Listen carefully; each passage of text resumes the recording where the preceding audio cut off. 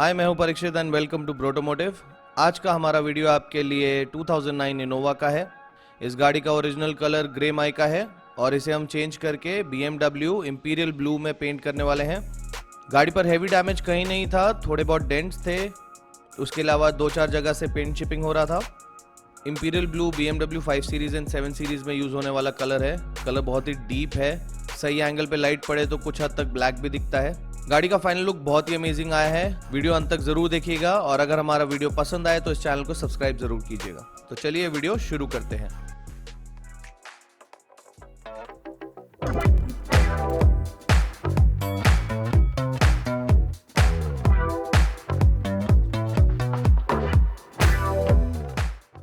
गाड़ी completely prime हो चुकी है। प्राइमर बॉन्डिंग एजेंट होता है बिटवीन पेंट एंड पैनल, और हमने गाड़ी को कंप्लीटली मास्किंग भी कर लिया है।